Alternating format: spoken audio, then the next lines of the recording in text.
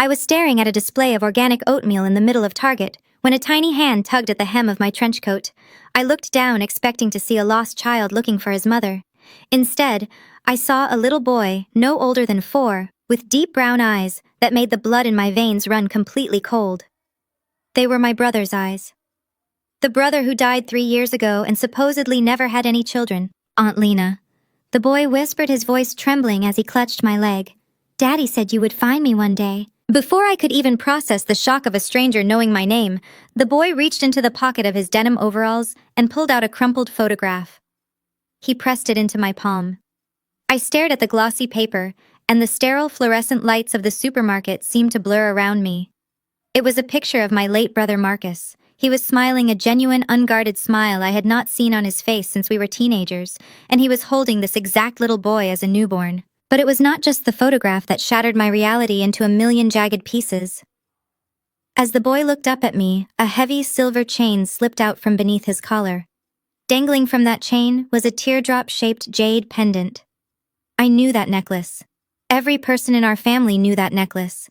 It was the antique jade pendant my mother Vivian swore was stolen off Marcus's body the night he died in the hospital. Before I continue this story, let me know where you are watching from in the comments below.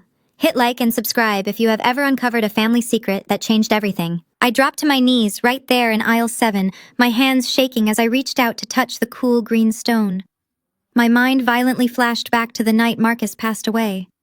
I remembered standing in the stark white hospital corridor listening to my mother wail and scream at the nursing staff.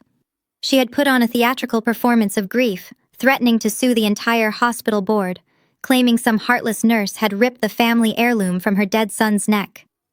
When I, being a forensic accountant who always looked for logical explanations, gently suggested we check his personal effects bag again, she had slapped me across the face. She had called me a cold, calculating embarrassment who cared more about accounting procedures than her own brother's soul. Yet here was that very same stolen necklace, resting perfectly against the chest of a child who shared my brother's face. Who gave this to you? I asked, my voice barely above a whisper. Before the boy could answer, a woman scrambled around the corner of the aisle, her breathing ragged and panicked. She was a beautiful black woman, perhaps a few years younger than my 34 years, but she looked exhausted. Her clothes were rumpled, and as she rushed closer, I noticed a dark, blooming bruise covering her left cheekbone. "Leo, get away from her," the woman hissed, grabbing the boy by the arm and pulling him behind her. She looked at me with wild, terrified eyes like a cornered animal ready to fight for her life. I stood up slowly, keeping my hands visible. "I am not going to hurt you," I said, my forensic training kicking in, keeping my tone steady and analytical, despite the hurricane of confusion inside me. He called me Aunt Lena. He has a picture of my dead brother, and he is wearing a necklace my mother claims was stolen 3 years ago. You need to tell me exactly who you are right now. The woman froze, her defensive posture faltering as she truly looked at my face. Recognition dawned in her eyes, replacing some of the panic with a desperate kind of relief. "You are Lena," she said, her voice shaking. "The numbers girl, the one they threw away." I flinched. The numbers girl. That was my mother's favorite derogatory term for my career. While my mother Vivian prided herself on her status in the African American high society of Atlanta, hosting lavish church galas and demanding perfection, I had committed the ultimate sin. I had dropped out of law school to become a forensic accountant. I traded the prestigious courtroom for a life of auditing corporate fraud and tracking hidden assets. To my mother, I was nothing but a lowly bookkeeper, a stain on our family's flawless image. She much preferred my younger sister Chloe, the beautiful superficial socialite, and Chloe's white husband Brent, a man who supposedly ran a massive logistics empire and brought the kind of country club status my mother craved. "Marcus told me about you." The woman continued, pulling her son closer to her legs. "My name is Maya. Marcus said you were the scapegoat of the family. He said they treated you like dirt because you refused to play their sick, hypocritical games. But he also said you were the only one with a real moral compass. He said if anything ever happened to him, you were the only one I could trust." If anything ever happened to him, I repeated, my accounting mind latching onto the phrasing. Maya Marcus died of a sudden heart attack. That is what the autopsy said. That is what my mother and Brent told everyone. Maya let out a bitter, humorless laugh that sounded more like a sob. "A heart attack. Is that the lie they sold you?" She looked around the aisle nervously, her eyes darting toward the security cameras. "They are hunting us, Lena. They cut off the secret trust fund Marcus set up for Leo. They sent men to my apartment last night. They told me I either sign papers giving up all my parental rights to Leo, or they will make sure I get deported, arrested, or worse. They said they will wipe us off the face of the earth. None of this made any sense. According to the narrative my family aggressively pushed, Marcus had died practically penniless. My mother and Brent had made a huge show of paying for his funeral, constantly reminding our church community of their incredible generosity in covering the debts Marcus supposedly left behind. They painted him as a tragic, irresponsible golden boy who lost his way. If Marcus was broke, what trust fund was Maya talking about? And why would my family care about a hidden child they never acknowledged? Who is hunting you? I demanded, stepping closer to her. Give me a name, Maya. I track money and criminals for a living. If someone is threatening you, I can dismantle their life by tomorrow morning. Just give me a name. Maya opened her mouth to speak, but a harsh electronic ringing pierced the air. The sound came from the deep pocket of Maya's worn jacket. She flinched as if she had been physically struck, her hands trembling so violently she could barely retrieve the device. When she finally pulled the phone out, the bright screen illuminated the fear etched into her bruised face. I looked down at the caller ID, expecting to see an unknown number, a hired thug, or perhaps a collection agency. Instead, the name flashing across the screen made the breath completely leave my lungs. It was Brent, my arrogant, supposedly elite white brother-in-law. The man who drove a Porsche, wore custom Italian suits, and looked down on me at every family Thanksgiving. The man my mother practically worshipped for elevating our family's social standing. Why is Chloe's husband calling you? I asked, the pieces of a massive, sinister puzzle beginning to form in my mind. Maya stared at the ringing phone, a tear finally spilling over her bruised cheek. Because he is the one who took everything, she whispered. And he is the one who will kill us if he finds out I kept the necklace. The phone continued to vibrate in her hand, a relentless demand from a man who thought he controlled the world. I reached out, took the phone from Maya's shaking fingers, and silenced the call. A dangerous, icy calm settled over my entire body. My family had spent my entire life making me feel small, treating my career as a joke, and demanding absolute obedience to their toxic facade. They thought I was just a disappointment.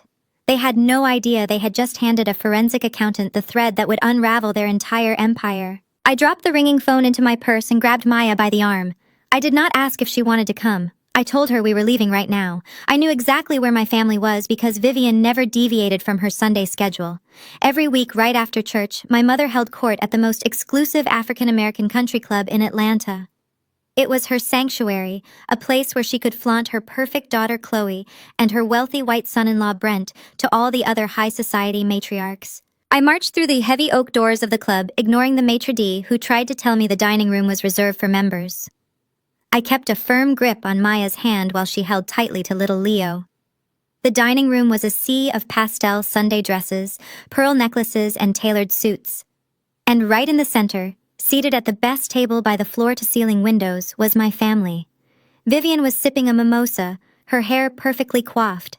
Chloe was laughing at something Brent had just said, her designer purse resting on an empty chair. I walked straight up to their table and slammed the crumpled photograph of Marcus and Leo right down onto the pristine white tablecloth, knocking over a crystal water glass.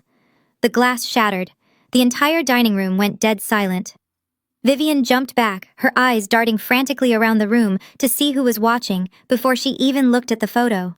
Her face twisted into a mask of pure venom as she glared up at me. "Are you out of your mind?" Vivian hissed, her voice a sharp, furious whisper meant to preserve her precious image. "Are you coming in here to humiliate me again? Just like the day you tore up your law school acceptance letter in front of the entire congregation to go work as a lowly bookkeeper? I told you to never bring your chaotic energy around my friends." I did not blink. I pointed a steady finger at the little boy hiding behind Maya's legs. "Look at the photo, Mother," I demanded, my voice carrying across the silent dining room. "Look at the boy. And then tell me how the jade pendant you swore was stolen from Marcus on his deathbed ended up around the neck of his hidden son." Vivian finally looked down at the photograph. The color drained from her face entirely. For a split second, I saw genuine panic flash in her eyes, but she instantly replaced it with a look of utter disgust. She looked at Maya, taking in her bruised face and rumpled clothes, and sneered.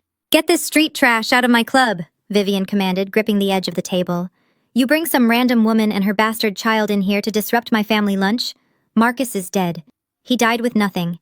Get them out before I have security drag you all out by your hair. Before I could respond, Brent pushed his chair back and stood up. He smoothed the lapels of his custom Italian suit, looking at me with the unbearable, condescending smirk he always wore. He reached into his jacket, pulled out a gold money clip, and peeled off 5 $100 bills. He threw them onto the floor, right at Maya's feet. "Pick it up," Lena Brent said, his tone dripping with arrogant authority. "Take the money, buy this woman a bus ticket back to whatever shelter she crawled out of, and leave my family alone. Marcus died drowning in debt. We had to pay for his funeral. He has no kids, and he certainly has no money for you to try and extort from us. Now take the cash and get lost." I looked down at the money on the floor, then slowly moved my gaze up to Brent. I did not yell. I did not cry. My training as a forensic accountant had taught me that the loudest person in the room is usually the one with the most to hide. "I am not going to pick up your dirty money, Brent," I said, my voice completely flat. "But I am going to ask you a question. That is a beautiful watch you are wearing. A Patek Philippe Nautilus. Retail value is roughly $80,000. Brent froze his hand, instinctively dropping to cover his wrist. Chloe shifted uncomfortably in her seat, her eyes darting between me and her husband. "You bought that watch exactly 2 days after my brother's heart stopped beating," I continued, taking a step closer to him. I always wondered how a man whose logistics company was supposedly restructuring could afford such a luxury during a family tragedy. But now I know. You bought it using Marcus's corporate credit card, a card that was supposed to be deactivated. You sit here calling my brother a failure who died in debt, but you have been draining his hidden accounts for 3 years. Brent's face turned a dangerous shade of crimson. His elite composed facade cracked, revealing the panicked fraudster underneath. He slammed his fist on the table, leaning into my face. "You think you are so smart because you play with spreadsheets all day?" Brent snarled. "You are nothing. You live in a tiny apartment and you survive on the family credit card your mother lets you keep out of pity. You want to play games? Let us play." He pulled his phone from his pocket and dialed a number on speakerphone. It was the private wealth management line from my mother's bank. Vivian watched him with a proud, vindictive smile, completely supportive of her son-in-law humiliating her own daughter. "Yes, this is Brent Holden, an authorized user on the Vivian Brooks family account," Brent said into the phone, maintaining direct eye contact with me. "I need you to immediately cancel the secondary card ending in 4102. Yes, reported as stolen. Deactivate it permanently." He ended the call and tossed his phone back onto the table. Chloe let out a sharp, mocking laugh. "There goes your grocery money, Lena," Chloe sneered, tossing her perfectly styled hair over her shoulder. "You always were a jealous, bitter loser. You could never stand that Mom loved me more, that I married a successful man, while you sit alone in a cubicle. Pick up the $500 on the floor. It is the only cash you are going to see this month. Go back to your basement and leave us alone." They looked at me, waiting for the tears. They were waiting for the breakdown, the apology, the moment I would inevitably beg for forgiveness, just to keep my access to the family's good graces. They thought cutting off my access to a bank account I had not touched in 5 years was a fatal blow. I did not shed a single tear. I just smiled. It was a cold, calculating smile that made Vivian shift uneasily in her chair. I reached into my own purse and pulled out my phone. I bypassed my personal contacts and opened my encrypted work directory. As a senior forensic auditor for one of the top financial investigation firms in the country, I had direct lines that Brent could not even fathom. I dialed my firm's compliance director. The call connected on the first ring. "David, it is Lena," I said, keeping my eyes locked dead on Brent. "I need you to trigger a suspicious activity report on Holden Logistics. Yes, the entire corporate umbrella. Cross-reference their offshore wire transfers with the routing numbers I flagged last month. I want them placed on the Federal Financial Crimes Enforcement Network watch list immediately. Flag all incoming and outgoing assets for suspected embezzlement and money laundering." Brent's smug expression vanished completely. The color drained from his face so fast he looked physically ill. He knew exactly what that watch list meant. It meant his accounts would be frozen. It meant his investors would be notified. It meant his entire house of cards was about to collapse. "What the hell are you doing?" Brent demanded, his voice cracking with sudden panic as he reached across the table trying to grab my phone. I stepped back out of his reach and ended the call, slipping the phone back into my purse. "You canceled a credit card I have not used since the day I moved out." "Brent," I replied, my voice ringing with absolute authority. "I just locked down your entire corporate banking infrastructure. By tomorrow morning, every vendor you owe money to will get a notification that your assets are under federal investigation. You cut off my fake allowance. I just cut off your oxygen. Vivian stood up, her chest heaving with outrage, but I did not give her a chance to speak.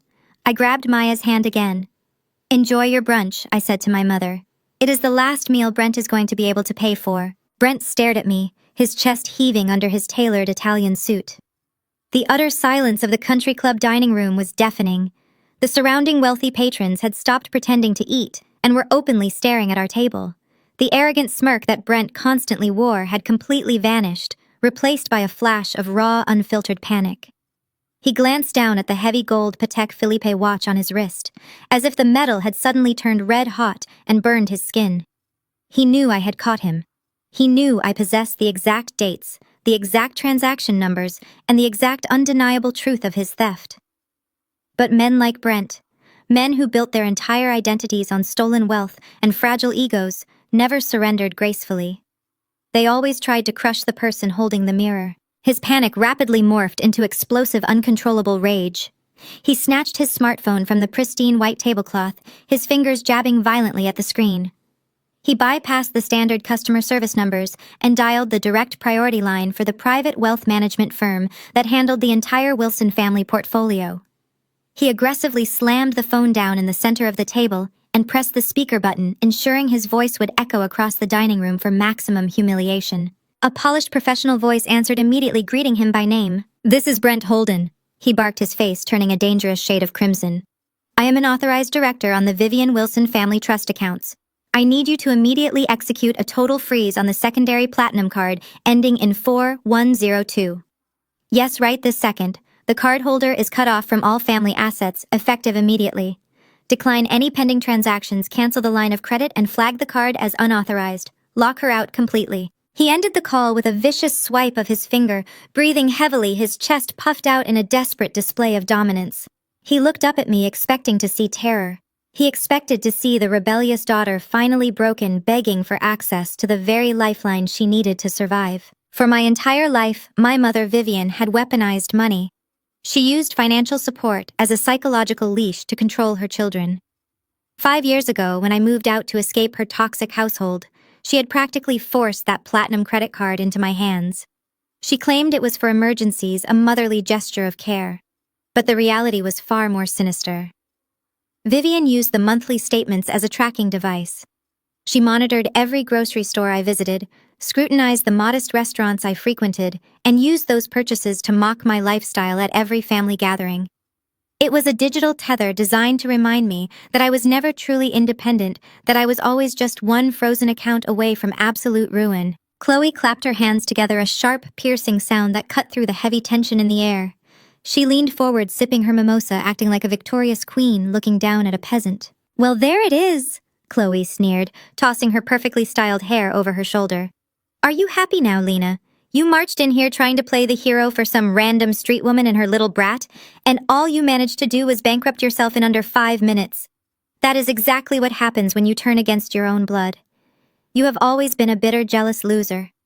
You could never stand the fact that Mom loved me more, that I married a man who actually built a massive logistics empire, while you sit in a tiny, depressing cubicle crunching numbers for a living." Chloe stood up, pointing a manicured finger at Maya, who was holding Leo tightly against her legs. "Look at you," Chloe continued, her voice dripping with classist disgust.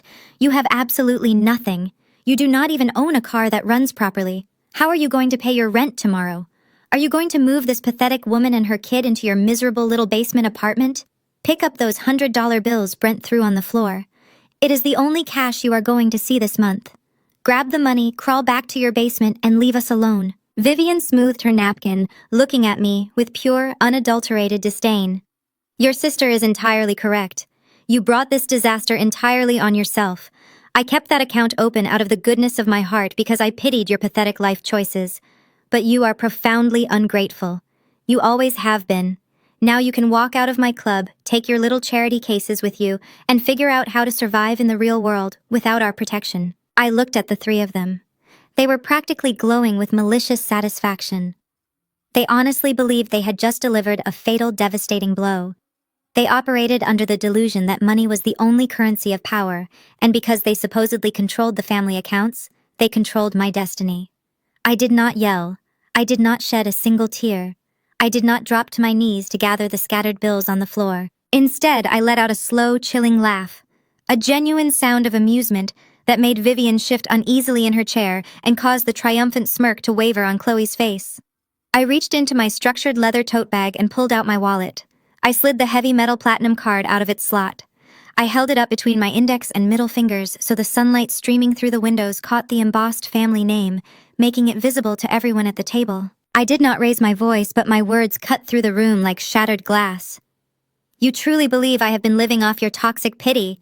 I asked, maintaining direct, unwavering eye contact with my mother. "You actually think I would ever allow you to hold financial leverage over me after I spent my entire life watching you use money to manipulate and suffocate Marcus?" I gripped the edges of the thick plastic and metal composite card. With a single forceful motion, I applied pressure. The card snapped cleanly in half with a sharp, violent crack. I dropped the two severed pieces directly into Chloe's half-empty mimosa glass. The champagne hissed and bubbled as the pieces sank heavily to the bottom. "I have not charged a single solitary penny to that account in 5 long years." I stated, my voice echoing with absolute authority. "I kept it active so you would feel secure in your delusion of control. I kept it active so you would be far too busy monitoring my decoy coffee purchases to look into what I was actually doing behind the scenes. I pay my own rent. I bought my own house last year completely in cash. I do not need your dirty money, and I certainly do not need your permission to exist." Brent scoffed loudly, crossing his arms over his chest in a feeble attempt to regain control of the narrative. "Big words for a glorified low-level bookkeeper. You have nothing but a loud mouth." I ignored him completely. I pulled my own smartphone from my pocket. I did not use the speakerphone, but in the dead silence of the dining room, my steady voice carried perfectly. I dialed David, the managing partner of my forensic accounting firm, the man who had trained me to hunt down white-collar criminals with ruthless surgical precision. The call connected instantly. "David, it is Lena," I said, keeping my eyes locked dead on Brent's face. "Execute Directive 4 immediately. Yes, the entire Holden Logistics portfolio. Upload the compiled financial dossier directly to the Federal Financial Crimes Enforcement Network database. Flag all personal and commercial accounts connected to Brent Holden for immediate review. Make sure you attach the digital proof of the $80,000 wire transfer made from Marcus's corporate account exactly 48 hours after his death." I lowered the phone and slid it back into my pocket. I watched as the remaining color completely drained from Brent's face. The smug arrogance was obliterated, replaced by a chalky, sickly pallor. His eyes widened with a profound terror he could no longer mask behind his expensive suit. He knew exactly what those words meant. "You see, Brent," I said, leaning over the table so he could hear the absolute finality in my tone. "My firm has been building a comprehensive federal case on your fake logistics company for 6 solid months. We know about the offshore shadow accounts in the Cayman Islands. We know about the shell companies you meticulously used to funnel money out of my brother's startup. And as of 10 seconds ago, the federal government knows about every single one of them too." I stepped back, standing shoulder to shoulder with Maya. "You are officially on the Federal Financial Crimes Watch list." I continued delivering the final devastating blow. "Your accounts are frozen. Your assets are locked. Your major investors are receiving notifications from federal agents right at this very moment. You just proudly canceled a credit card I never used, but I just permanently cut off your entire lifeline. Enjoy your brunch. It is the last meal you will ever be able to pay for." The fallout from the country club was immediate, but I did not have time to sit around and wait for Brent to panic. I had a promise to keep to my dead brother, and I had an empire of lies to dismantle. That evening, my sister Chloe was hosting her premier art exhibition at a high-end gallery in downtown Atlanta. It was supposed to be the crowning achievement of her fake career as a visionary artist, funded entirely by the people she manipulated. I arrived at the gallery just after 8 o'clock. I did not wear the sensible drab suits my mother always claimed were the only thing suitable for a woman of my plain appearance. I wore a tailored emerald green gown that commanded attention the second I walked through the double glass doors. And I did not walk in alone. Maya walked right beside me. We had spent the afternoon getting her cleaned up. She wore a sleek black dress, her hair beautifully styled, the bruise on her cheekbone expertly concealed by makeup. She looked radiant, strong, and ready to face the family that had tried to erase her and her son from existence. The gallery was packed with Atlanta elite. Waiters circled the room with silver trays of champagne. Local politicians, wealthy investors, and members of my mother's church board were mingling around Chloe's oversized, aggressively colorful abstract paintings. Chloe was holding court near the center of the room, wearing a pristine white silk Dior dress, soaking up the praise like a sponge. Then she saw me. The fake practiced smile vanished from Chloe's face. Her eyes locked onto Maya, and I watched the realization hit her. She knew exactly who Maya was. Brent must have called her in a blind panic after our brunch encounter. Chloe grabbed a full glass of red wine from a passing waiter and marched straight toward us, her heels clicking furiously against the polished concrete floor. "You psychotic, jealous loser!" Chloe hissed, her voice rising above the soft jazz music playing in the background. "You just had to come here and ruin my night. You have always been obsessed with destroying me because you cannot stand that I have the life you never will. You are nothing but a bitter accountant who nobody loves." She raised the glass, her hand shaking with rage, and threw the dark red wine directly at my face. But growing up in the Brooks household meant you learned to anticipate erratic, violent behavior. I did not even blink. I simply took one fluid step to the left. The wine sailed right past me. But Chloe had thrown it with such force that her momentum carried her forward. She slammed directly into a waiter walking behind me, carrying a massive tray of drinks. The collision was spectacular. The tray tipped, and a dozen glasses of red wine and sticky champagne cascaded downward, pouring entirely over Chloe. The dark liquid instantly stained her expensive white Dior dress, soaking it through and leaving her looking like a dripping, humiliated mess. The entire gallery gasped. The jazz music seemed to fade away as dozens of wealthy patrons turned to stare at the socialite standing in a puddle of ruined alcohol and shattered glass. Chloe shrieked, looking down at her ruined dress in absolute horror. "You did that on purpose!" she screamed, pointing a trembling, wine-stained finger at me. "Someone call security and get this trash out of my gallery right now." I ignored her screaming. I calmly stepped around the puddle of glass and walked straight toward the centerpiece of the entire exhibition. It was a massive, chaotic canvas, hanging on the back wall, illuminated by a spotlight. Next to the painting was a small gold plaque with a bright red sticker indicating it had already been purchased.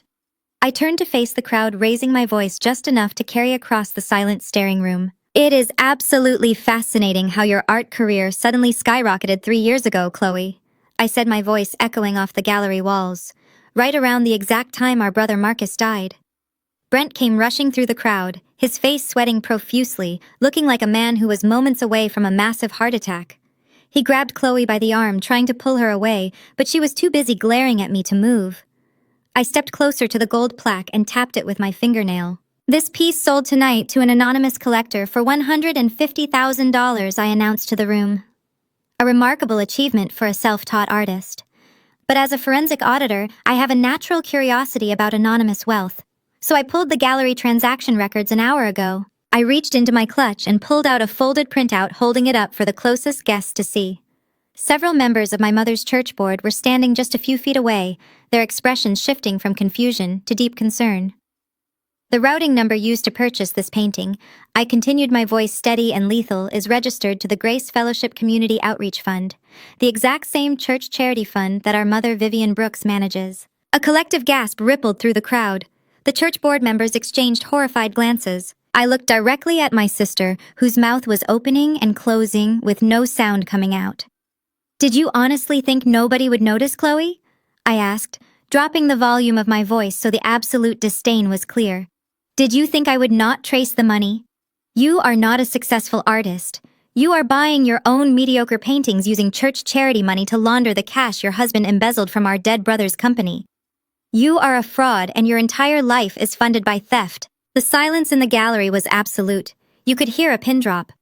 Brent was aggressively whispering into his phone, likely calling his lawyers, while the church investors began aggressively questioning the gallery manager. I had just detonated a financial bomb in the middle of their perfect high society world, and the blast radius was inescapable. I turned to Maya, giving her a reassuring nod. We had done what we came to do. It was time to leave them to the wreckage. But before I could take a single step toward the exit, the crowd violently parted. Vivian stormed through the guests, her face contorted into a mask of unprecedented fury. She did not yell. She did not offer a polished excuse to her wealthy friends. She lunged forward with terrifying speed, raising her hand high in the air. The sound of the slap cracked like a gunshot across the silent gallery. The sharp sting radiated across my left cheek, instantly followed by the metallic taste of blood pooling in the corner of my mouth. My head snapped to the side from the sheer force of the impact. Maya gasped and immediately lunged forward to intervene, her hands reaching out to shield me, but I swiftly held up my right arm, flattening my palm to stop her. I did not want anyone else fighting my battles. The gallery, which had been buzzing with the scandalized whispers of Atlanta's elite just seconds prior, fell into a suffocating graveyard silence. Vivian stood breathing heavily, her diamond bracelets clinking against her wrist as her hand dropped back to her side. But my mother was a master manipulator, and she knew the optics of what she had just done were terrible. So right in front of the horrified church board members and the wealthy investors she spent her life trying to impress, Vivian executed the most flawless, sickening pivot I had ever witnessed. Her features crumpled, her eyes filled with rapid manufactured tears. She brought a trembling hand to her chest, clutching her pearls as if she were the one who had just been assaulted. "Look at what you have reduced me to!" Vivian cried out, her voice echoing with a perfectly calibrated theatrical sob. She turned to the crowd, casting her gaze toward the wealthiest patrons in the room, playing the tragic victim to perfection. "Please, everyone, you must forgive my daughter. She is sick. She is a deeply troubled, rebellious girl who has spent her entire life trying to tear this family apart out of sheer spite." Chloe, still dripping with red wine and champagne, stepped up beside her mother, nodding vigorously. Brent hovered behind them, his face pale, but clearly relieved that Vivian was taking the heat off his financial crimes. "She is obsessed with ruining us." Vivian sobbed louder, projecting her voice so the church elders could hear every word. She has always been bitterly jealous of Chloe, and she is especially jealous of Brent. She cannot stand that her sister married a brilliant, successful white man who actually elevated this family. She resents Brent's talent. She resents his ambition. She is trying to destroy a good man's reputation tonight simply because she is a miserable, lonely accountant who could never land a husband of his caliber. She comes in here to her own sister's beautiful exhibition and fabricates these horrific lies about money laundering just to steal the spotlight. The crowd began to murmur again. A few of the older society ladies nodded in sympathy toward Vivian. Gaslighting was my mother's primary weapon, and she was wielding it with expert precision. She was trying to turn my forensic evidence into the ravings of a hysterical, jealous spinster. I slowly turned my face back to the center of the room. I did not rub my stinging cheek. I lifted the back of my hand and calmly wiped the smear of blood from my lower lip. I looked at the crimson stain on my skin, and then I looked directly into my mother's fake, tear-filled eyes. I smiled. It was not a smile of amusement. It was the smile of a woman who had just watched her enemy walk blindly into an open grave. "You know, Mother," I said, my voice carrying a terrifying, icy calm that instantly silenced the murmuring crowd. "This slap feels exactly like the one you gave me 8 years ago. You remember that day, do you not?" Vivian's fake tears hitched. Her eyes widened, the panic returning sharper this time. "Stop talking, Lena," she hissed under her breath. I took a slow, deliberate step forward. I remember it vividly. I continued, making sure every investor, every gallery patron, and every church elder could hear my crisp, clear enunciation. I was 19 years old. I had just opened your desk drawer to find my bank statements, the college tuition savings account that my father had set up for me before he died. The account you were supposed to be guarding. I found out that you had completely drained every single penny of my tuition money. And do you remember what you used it for, Mother? "Shut your mouth right now," Brent growled, stepping out from behind Chloe. He tried to puff out his chest, attempting to intimidate me, but he looked like a terrified child playing dress-up. "You used my education fund to buy Brent a custom Mercedes-Benz as a wedding gift," I stated, the words slicing through the gallery like a scalpel. "You stole your own daughter's future to buy a luxury car for your brilliant, successful white son-in-law because you needed to prove to his wealthy parents that our family had money. And when I confronted you with the bank statements, you slapped me across the face, exact same angle, exact same force, and told me that my duty was to sacrifice for the family's image." A loud gasp erupted from the wife of the church's head pastor. She stared at Vivian with pure horror. "That is a lie," Vivian shrieked, dropping the weeping mother act completely. Her voice was shrill, desperate, and ugly. "She is a pathological liar. She is making all of this up because she hates us. Brent is a millionaire. He did not need a car from me. She hacked into our accounts. She is a criminal. Call the police. Arrest her." I let her scream. I let her flail. The more she panicked, the more guilty she looked to the wealthy crowd she so desperately wanted to impress. I did not raise my voice to match hers. I simply reached into the sleek leather clutch tucked under my arm. I did not pull out a weapon. I pulled out a single sheet of paper tightly sealed inside a clear laminated protective sleeve. I held the document up by the corner. You are right about one thing, Mother, I said smoothly. I do hack into accounts, but I do it legally with federal warrants because it is my job. And speaking of my job, I have one more gift for Chloe's big night. Chloe stumbled backward, her wine-soaked dress clinging to her legs. What is that? She asked, her voice trembling, her eyes fixed on the laminated paper. This is an emergency asset freeze injunction signed by a federal judge at 4 o'clock this afternoon. I explained, walking directly up to my mother and sister. Since we have definitively tracked the stolen church charity funds directly into the purchasing accounts of this gallery, every single piece of art in this room is now considered evidence of money laundering and wire fraud. Brent let out a strangled sound, grabbing his hair. As of midnight tonight, I continued, my eyes locked on Chloe's terrified face. This entire gallery is being seized by the federal government. Every bank account associated with your name, Chloe, is frozen. Your business license is suspended. The paintings you bought with stolen money will be confiscated as illicit assets. You cannot sell a single canvas. You cannot transfer a single dollar. Your brilliant artistic career is officially over. I stepped right into Vivian's personal space. She was trembling so violently I could hear her earrings rattling. I raised my hand and simply dropped the laminated document against my mother's chest. She was too stunned to catch it. The heavy paper slid down the front of her expensive dress and hit the concrete floor with a soft, final smack. You should have let me keep my tuition money, Mother, I whispered, my voice meant only for her and Chloe to hear. Because a law degree would have been a lot cheaper for you than a forensic accountant with a vendetta. I turned my back on my family without waiting for their response. I linked my arm through Maya's, and together we walked straight through the center of the gallery. The crowd of elite patrons actively parted for us, clearing a wide path toward the exit, staring at my family as if they were a disease. We stepped out into the cool Atlanta night air, leaving Vivian, Chloe, and Brent standing in the center of their shattered, fraudulent world. The cool Atlanta night air hit my face like ice water, instantly clearing the heavy atmosphere of the gallery from my lungs. I kept my arm firmly linked with Maya's, guiding her away from the flashing lights and frantic murmurs of the elite crowd spilling onto the sidewalk. Maya trembled slightly, but she held her head high, carrying little Leo against her chest. We had shattered the illusion, but I knew the cornered animals inside that building would not surrender quietly. We crossed the street toward the VIP parking structure. The concrete garage was dimly lit, the flickering fluorescent bulbs casting long, distorted shadows. My black Tesla Model S was parked in a secluded spot on the second level. I reached for my phone to unlock the doors, but a heavy set of footsteps echoed through the quiet garage. Hold it right there, a harsh voice barked from the shadows. Brent stepped out from behind a massive pillar blocking our path. He was no longer the polished, arrogant executive. His tie was loosened, his jacket rumpled, and his eyes wild with the desperate energy of a man watching his empire burn. Flanking him on either side were 2 imposing security guards, their arms crossed, trying to look intimidating. Maya gasped, instinctively stepping back. I did not move. I positioned myself in front of her, staring Brent down with unwavering calm. You think you can destroy my life and just drive off? Brent snarled, marching closer. You have no idea what I am capable of, Lena. Are you planning to have me assaulted in a public garage, Brent? I asked. Because adding a violent crime to your federal money laundering charges seems counterproductive. Brent let out a harsh, manic laugh. I am not going to touch you, but I am going to destroy her. He pointed a trembling finger at Maya.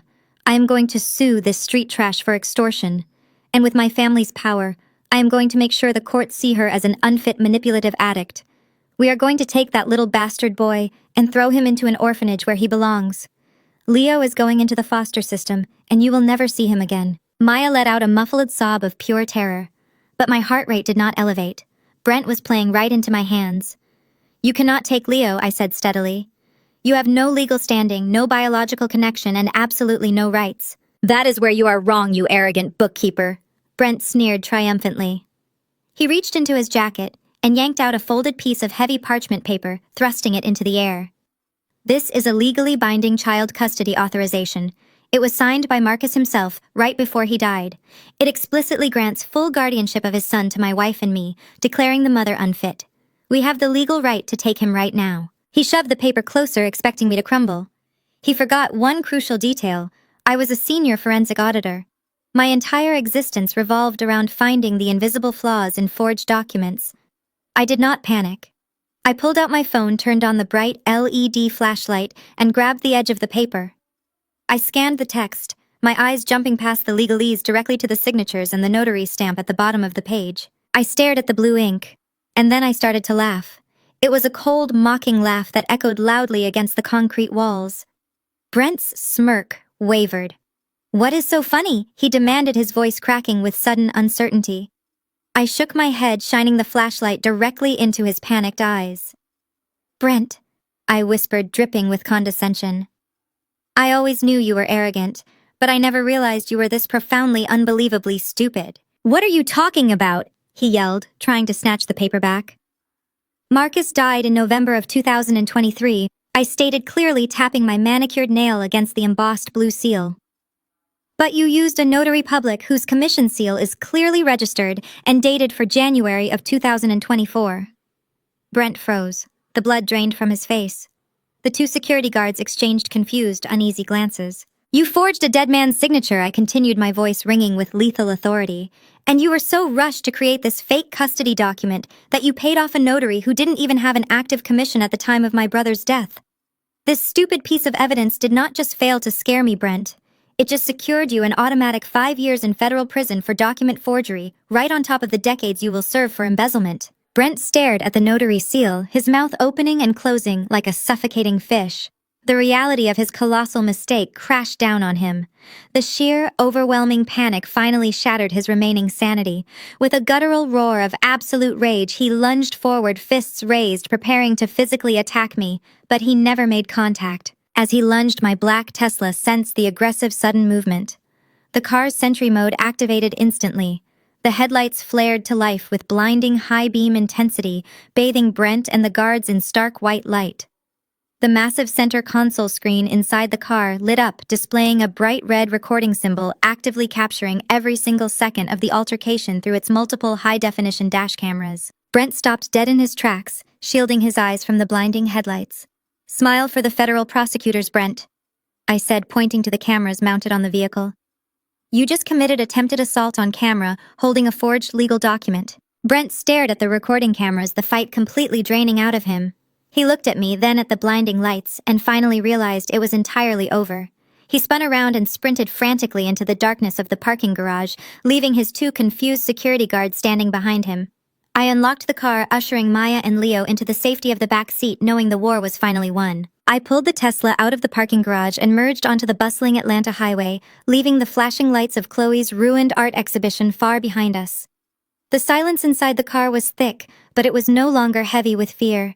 It was the quiet, stabilizing calm of a storm that had finally broken. I glanced in the rearview mirror. Maya was holding Leo tightly against her chest, her eyes wide as she watched the city lights blur past the tinted windows. She had spent the last 3 years running from the shadow of my family, terrified of the power Vivian and Brent wielded. Tonight she had watched me dismantle that power in under 10 minutes. "I am taking you to a secure corporate hotel suite booked under my firm's name," I said, keeping my eyes on the road. "Brent will not be able to track you there. Tomorrow morning we are going to find out exactly what Marcus left behind."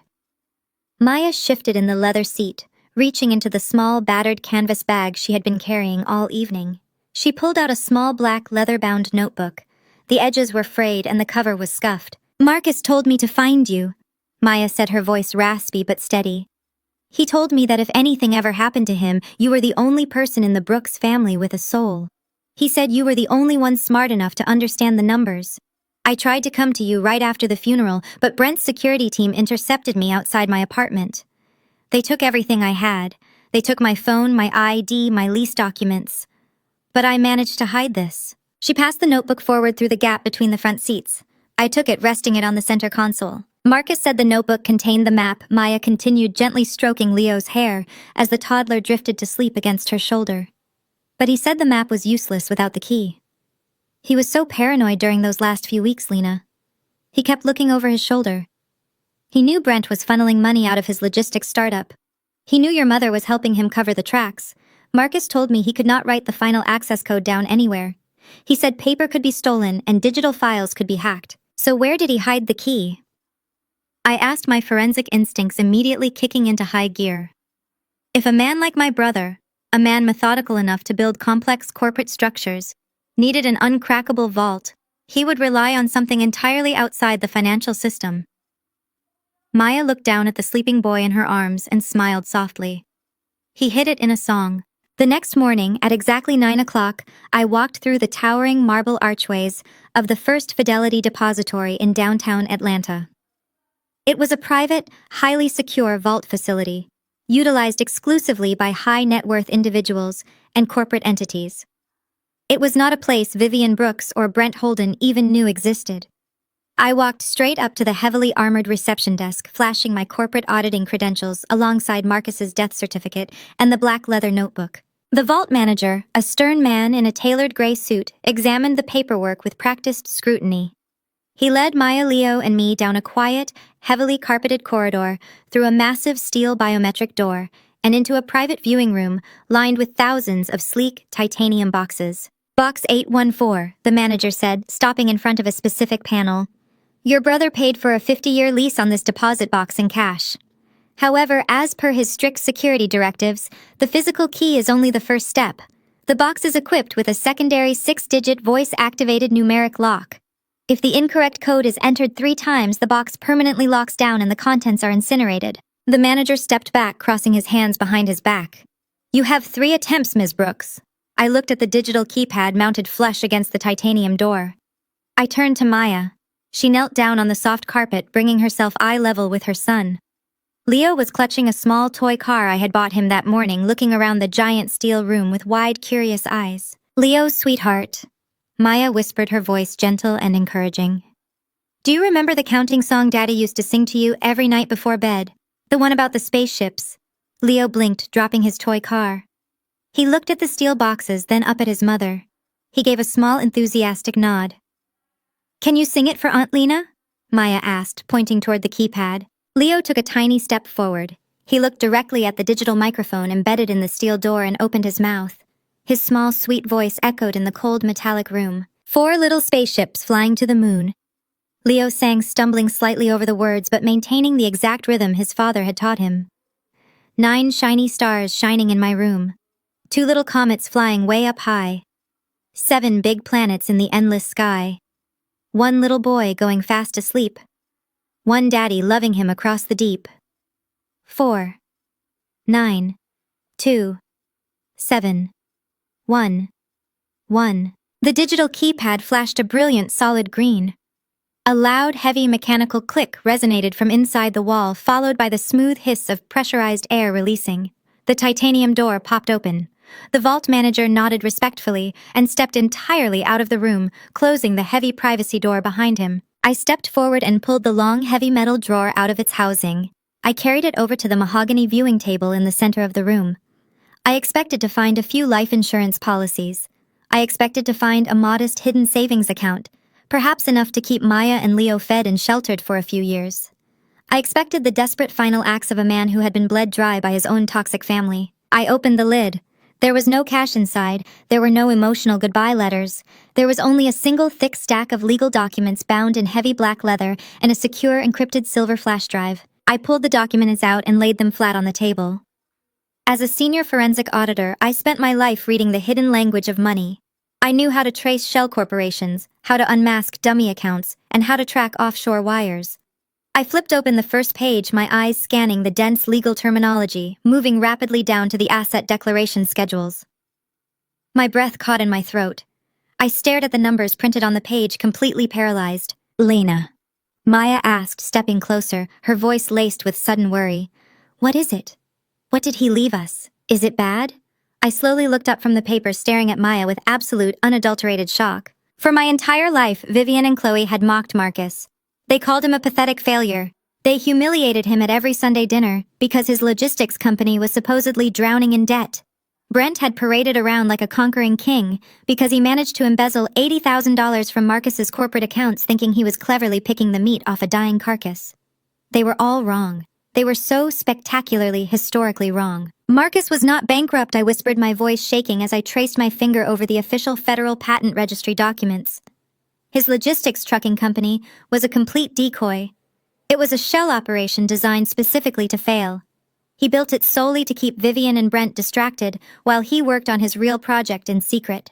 I flipped to the second page, pointing to the corporate acquisition contracts. Marcus was the anonymous architect of a revolutionary artificial intelligence, predictive modeling software, I explained, looking at Maya, who was staring at me in total disbelief.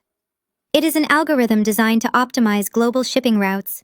He patented the intellectual property under a blind LLC, and exactly 3 months before his heart gave out, he sold the exclusive licensing rights to a multinational tech conglomerate. I turned to the final financial declaration page. The purchase price was $50 million. I stated the words feeling incredibly heavy in my mouth. Marcus died a multimillionaire. He was wealthier than Brent, Chloe, and Vivian combined. He knew exactly how toxic and greedy our mother was. He knew Brent was a predator waiting to strike. So he played the fool. He let them mock him. He let them steal the decoy pennies so they would never come looking for the actual gold. Maya covered her mouth with both hands, a silent sob racking her shoulders as she looked down at the documents. Marcus orchestrated his own financial disappearance to protect the two people he actually loved. I turned to the final thickest packet of papers in the box. The legal trust framework.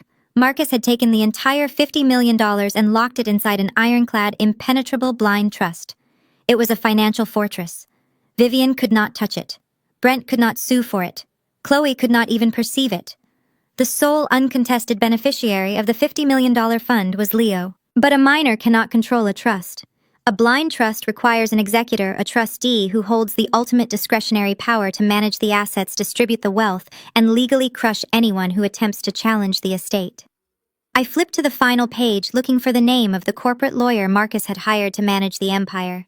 There was no lawyer listed. The designated trustee. The person granted absolute dictatorial financial control over the $50 million estate was written in bold black ink. Lena Brooks. I stared at my own name on the page. My mother had spent her entire life trying to control me with a pitiful allowance and a fake platinum credit card. Brent had tried to destroy me by canceling my grocery money. They thought they held the power. They thought they owned the world. I slowly closed the leather folder. I looked at Maya, who was wiping tears from her cheeks, and then I looked at Leo, who was happily rolling his toy car across the mahogany table. I was no longer just a forensic accountant hunting down Brent's pathetic embezzlement schemes. I was the executor of an empire. I officially held the financial life and death of the entire Brooks family right in the palm of my hand. The weekend passed in a blur of encrypted emails, secure bank transfers, and ruthless legal filings. As the sole trustee of the $50 million Marcus Brooks Trust, I possessed the ultimate unchecked authority to execute the financial directives my brother had laid out. He had meticulously documented every cent Brent stole, every fraudulent charity write-off Chloe claimed, and every family account Vivian had manipulated. Marcus had handed me the nuclear codes. All I had to do was turn the key. By exactly 8 o'clock on Monday morning, the trap was fully set. The execution was flawless, silent, and absolute. At 9:15, Vivian Brooks sat in the VIP leather massage chair at L'Elegance, the most exclusive hair salon in Buckhead. She was surrounded by the wives of politicians and real estate moguls, sipping a complimentary mimosa, while her stylist carefully applied expensive foil highlights to her hair. For Vivian, this salon was her throne room, a place to project her flawless wealth. "Excuse me, Mrs. Brooks," the salon manager whispered, stepping up to her chair with a deeply uncomfortable expression. He held her matte black titanium credit card between his fingers. "I am so sorry to interrupt your service, but your card has been declined." Vivian froze. The soft chatter of the wealthy women in the adjacent chairs instantly ceased. They were all listening. Vivian let out a sharp, condescending scoff, her face flushing with immediate irritation. "Do not be ridiculous," Vivian snapped, snatching the card from his hand. "Your machine is obviously broken. Run it again, or better yet, use this one." She dug into her designer purse and slapped a platinum American Express card onto the tray. The manager nodded nervously and hurried away. 3 minutes later, he returned, his face pale. "Mrs. Brooks." I ran the second card. It flashed a fraud alert, and the terminal instructed me to confiscate the plastic. "I am afraid I cannot process any transactions for you." The bank representative on the automated line stated your accounts are entirely frozen under a federal directive. Vivian's jaw dropped. The other women in the salon were outright staring now, their eyes wide with scandalous delight. Vivian grabbed her smartphone with trembling foil-covered fingers and opened her private banking app. A bright red banner blared across the screen. "Account access revoked. Contact Federal Receivership." Her checking, her savings, her church charity management funds, they all displayed a balance of 0. 10 miles away, Chloe was marching down the driveway of her gated suburban McMansion. She was wearing head-to-toe designer activewear, a massive pair of sunglasses shielding her eyes, completely ready to go to the bank and scream at a teller until they unfroze her gallery accounts. But as she rounded the corner of her perfectly manicured lawn, she stopped dead in her tracks. A heavy-duty tow truck was idling in her driveway. 2 burly men in neon safety vests were actively attaching thick metal chains to the axles of her pristine, custom-ordered Porsche Cayenne. "What the hell do you think you are doing?" Chloe shrieked, dropping her iced latte right onto the pavement. "Get your filthy hands off my car. Do you have any idea who my husband is? He will bury you." The larger of the 2 men did not even blink. He pulled a thick yellow legal document from his clipboard and shoved it toward her chest. "I do not care if your husband is the President of the United States, lady," the repo man said boredly. "The bank flagged this vehicle as collateral secured by illicit funds. The title has been seized pending a federal money laundering investigation. Step back, or I am calling the police to report you for interfering with a federal asset seizure." Chloe stood completely paralyzed on her driveway. Several of her elite, snooty neighbors had stepped out onto their porches, holding their morning coffees, openly watching the great Chloe Holden get her luxury car repossessed like a common criminal. She clutched the yellow document, her chest heaving with humiliated, terrified sobs. At that exact same moment, Brent Holden strode toward the towering glass entrance of his logistics company headquarters. He was sweating profusely, his tie yanked loose. He had spent the entire weekend ignoring calls from his offshore bankers, convinced his high-priced lawyers could swat away whatever federal nuisance I had triggered at the country club. He reached the secure glass doors and aggressively slapped his CEO keycard against the scanner. The light flashed solid red. A harsh buzzer sounded. "Access denied." Brent cursed loudly, slapping the card against the scanner 3 more times. The doors remained locked. Inside the glass lobby, he could see his employees standing around in confused, panicked clusters. But what made his blood run completely cold was the sight of 3 men in dark suits standing directly behind the reception desk. They were wearing federal credentials around their necks. A security guard Brent had hired just 2 months prior stepped up to the glass doors, pushed them open a fraction of an inch, and looked at his former boss with absolute pity. "Mr. Holden," the guard said firmly, "I have strict orders from the federal compliance officers. You are permanently barred from the premises. Your corporate accounts are under federal receivership, and your servers have been seized for auditing. If you attempt to enter this building, you will be arrested for evidence tampering." Brent stumbled backward, the color entirely washing out of his face. He looked at the towering building he had built on a foundation of lies and stolen money and realized he no longer owned a single brick of it. He pulled out his phone, his hands shaking so violently he could barely unlock the screen. He had dozens of missed calls from Chloe and Vivian. 20 minutes later, the 3 of them converged in the parking lot of a strip mall coffee shop. Vivian had ripped the foils out of her own hair, leaving her blonde dye job looking streaked and chaotic. Chloe was hyperventilating, having been forced to take an Uber for the first time in her life. Brent was pacing back and forth, gripping the legal notices they had all received. "They all share the exact same signature block," Brent said, his voice cracking with panicked realization. "The asset freezes, the car repossession, the corporate lockdown. They were all authorized by a single entity, the Marcus Brooks Memorial Trust." Vivian snatched the paper from his hand, her eyes darting across the legal text. "Marcus died with nothing," she hissed, her voice venomous.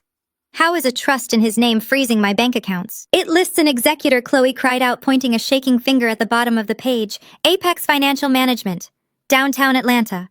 They are the ones controlling the trust. They are the ones who filed the federal injunctions." Brent's arrogant instincts immediately flared back to life.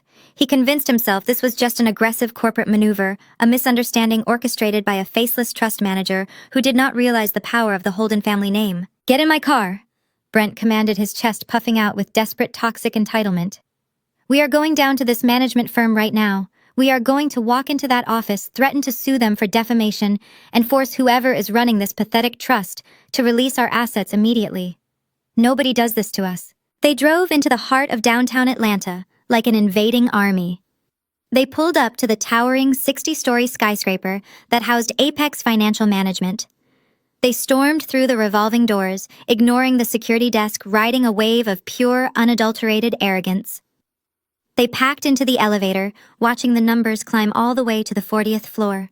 The elevator doors slid open to reveal a massive, ultra-modern reception area. Vivian marched straight past the stunned receptionist, throwing the glass security doors open and leading Brent and Chloe down the hallway toward the corner executive suite. The gold lettering on the heavy mahogany doors read, Chief Executive Trust Manager. Brent kicked the door open without knocking. "Listen to me very carefully," Brent barked, storming into the vast sunlit office. "You have exactly 3 seconds to lift the illegal freezes on my company and my family's accounts before I have you thrown in federal prison for targeted financial harassment." The office was breathtaking, with floor-to-ceiling windows overlooking the entire Atlanta skyline. Behind a massive slab of polished marble that served as a desk, a high-backed leather executive chair was facing the windows, turned completely away from the door. At the sound of Brent's voice, the leather chair slowly began to swivel around. I sat comfortably in the center of the chair, dressed in a sharp, immaculate black power suit. I uncrossed my legs and took a slow, deliberate sip from the porcelain espresso cup in my hand. I lowered the cup to the saucer, letting the delicate clink echo in the dead silence of the room. I looked at the three of them, taking in their disheveled clothes, their panicked eyes, and their utter, profound shock. "Good morning, family," I said, a slow, razor-sharp smile spreading across my face. "Please take a seat. We have a lot of money to discuss." Vivian stared at me, her face cycling rapidly through shades of chalky white and mottled red. For a long, stretched moment, the sheer impossibility of the situation seemed to short-circuit her brain. Then the denial set in, violent and loud. She lunged forward, slamming her designer handbag onto my immaculate marble desk. "You psychotic, jealous little girl!" Vivian screamed, her voice shrill enough to rattle the floor-to-ceiling windows. She leaned over the marble surface, her eyes wide with a manufactured theatrical rage. "You think this is funny?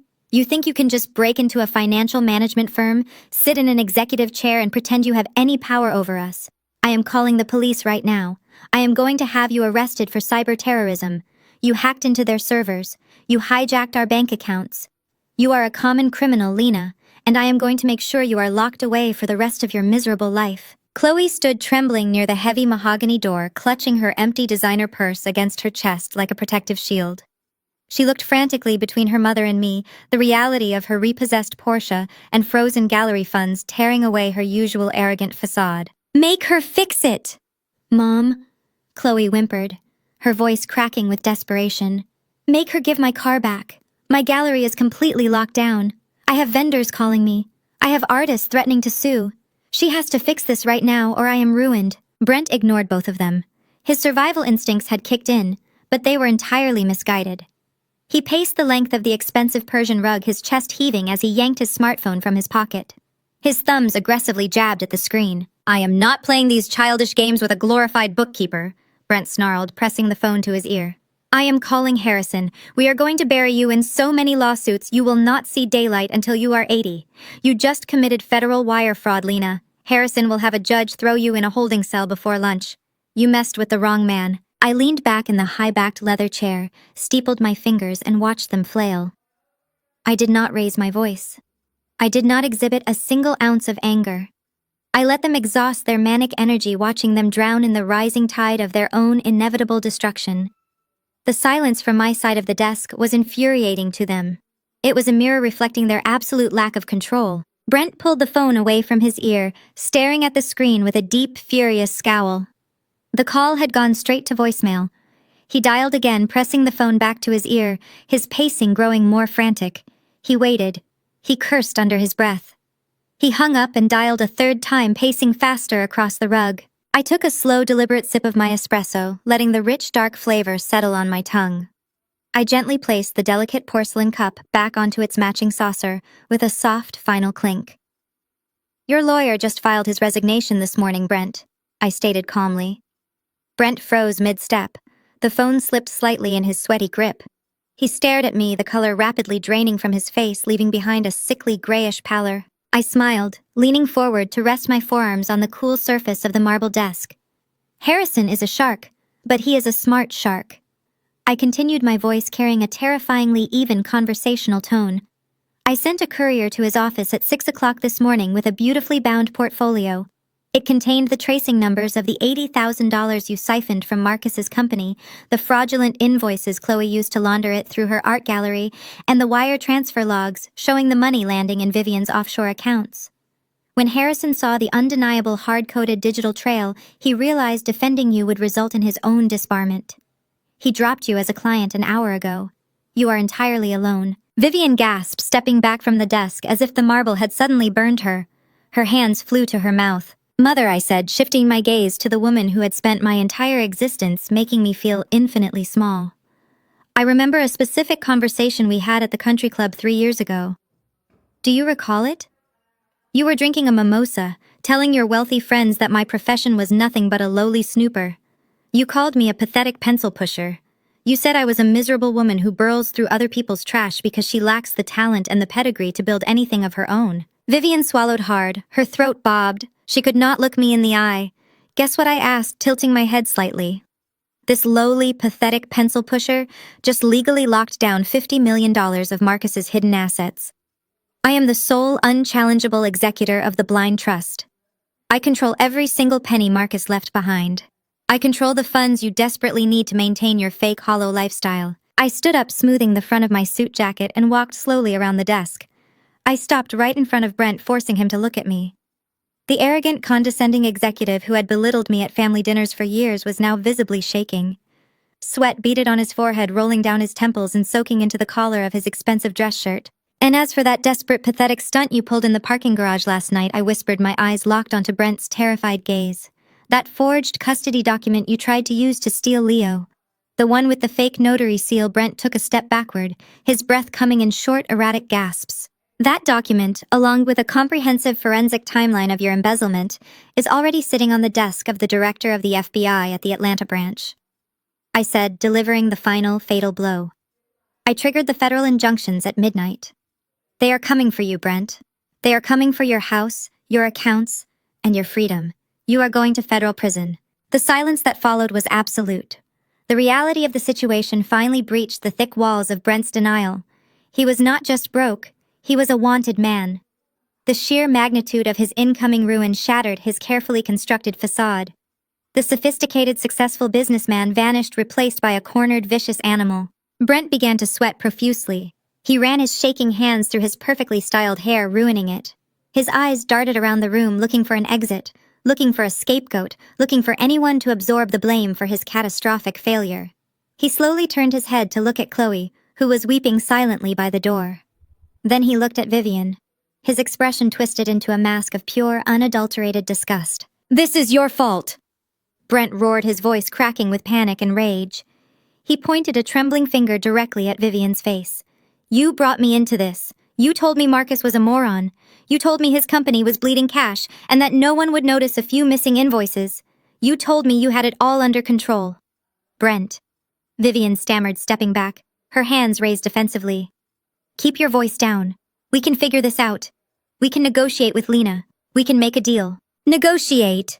Brent screamed, his face turning a dangerous shade of crimson. "There is no negotiation. She gave the files to the feds. My life is over because I listened to a washed-up, greedy old woman who could not even afford her own hair appointments." "Brent!" Chloe cried out, stepping between her husband and her mother. "Stop it. You are scaring me. We are family. We have to stick together. We have to." "Family?" Brent spat the word out as if it were poison.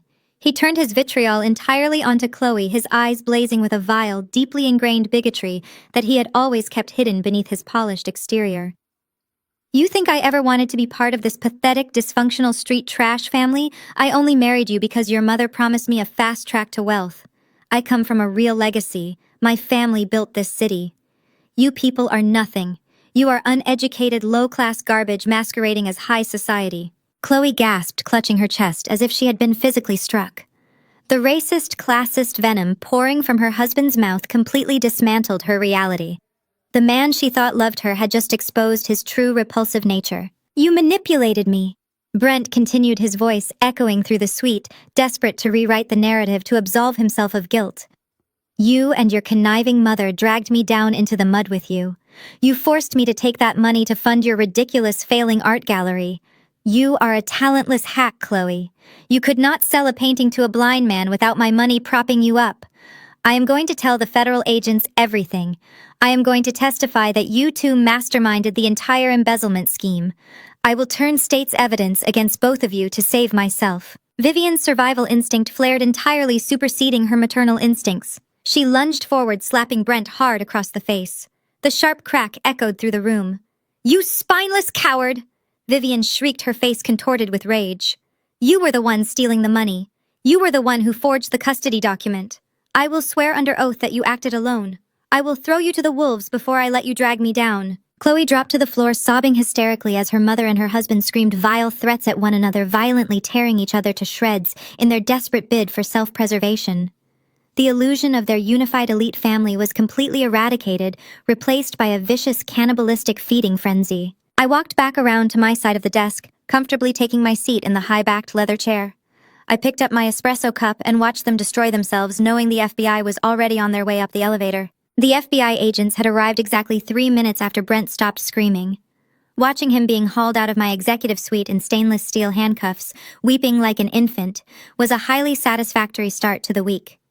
Vivian and Chloe had fled the building the moment the agents flashed their badges, leaving Brent to take the initial fall. But I knew my mother. A woman like Vivian Brooks did not simply accept defeat. When she was cornered, she retreated to her safest stronghold, a place where her fabricated image was still treated as gospel truth. By Sunday morning, Vivian had activated her final line of defense. The Heritage Fellowship was a sprawling, opulent megachurch in the wealthiest suburb of Atlanta. It was a place where designer suits and luxury cars were as common as hymnals. For over a decade, Vivian had reigned supreme over the church's elite social circles, serving as the untouchable chairwoman of the Global Charity Committee. Maya and I sat in the back of my car, parked across the street from the massive cathedral. I watched the live stream of the Sunday service on my iPad. Vivian was standing at the grand acrylic podium, clutching a microphone with trembling hands. She was dressed in a conservative, expensive black dress, playing the role of the devastated, persecuted matriarch to absolute perfection. Please, my brothers and sisters, I need your prayers this morning. Vivian sobbed, her voice echoing through the massive sanctuary and out of my tablet's speakers. My family is under attack. My oldest daughter, Lena, has lost her way. She has become consumed by greed and jealousy. She used her skills as an accountant to illegally freeze our bank accounts, stealing the inheritance my beloved late son Marcus meant for our family. A collective gasp of sympathetic horror rippled through the congregation. Vivian wiped a carefully placed tear from her cheek. She is working with a manipulative woman, an addict who is trying to steal my grandson. Vivian continued, her voice hitching flawlessly. Lena has left me destitute, targeting my daughter Chloe and wrongfully accusing my son-in-law of terrible things. She is trying to destroy our good name. I ask that you stand with us. Do not let her poison this community. If you see her or this woman, Maya, turn them away. Protect our church from this evil. I locked the iPad screen and tossed it onto the leather seat. I looked at Maya. She was pale, but her jaw was set with quiet determination. Are you ready to show them what real evil looks like? I asked. Maya nodded. Let us go to church. We walked through the towering double doors just as the head pastor, a distinguished man named Pastor Miller, was placing a comforting hand on Vivian's shoulder, thanking her for her brave testimony. The sanctuary was packed with over 2,000 people. The silence was profound, broken only by the soft manufactured sniffling coming from my mother. I did not sneak in. I pushed the heavy oak doors open with enough force that they banged loudly against the interior walls. Every head in the cavernous room snapped toward the back. I walked slowly and deliberately down the center aisle, the sharp click of my heels echoing against the polished marble floor. Maya walked right beside me. I carried a thick leather-bound financial dossier in my right hand. The whispers started immediately rushing through the pews like a sudden wind. The congregation recognized me from Vivian's tearful description. They glared at us with righteous indignation, ready to defend their beloved charity chairwoman. Vivian froze at the podium. Her fake tears instantly dried up. Her eyes went wide, darting toward the security ushers standing at the edges of the room. What is she doing here? Vivian shrieked into the microphone, her voice shrill and panicked. Pastor Miller, have her removed. She is trespassing. She is the one I just warned you about. Remove her immediately. 2 burly ushers stepped into the aisle, blocking my path to the altar. I did not break my stride. I stopped exactly 1 foot away from them, holding up my federal auditing badge. I am a senior forensic investigator acting under the authority of a federal mandate, I stated, my voice projecting clearly, without the need for a microphone. If you lay a hand on me, you will be arrested for obstructing a federal inquiry. Step aside. The ushers looked at my badge, looked at Pastor Miller, and slowly backed away. I continued up the steps, walking directly onto the altar. Vivian scrambled backward, hiding behind the pastor.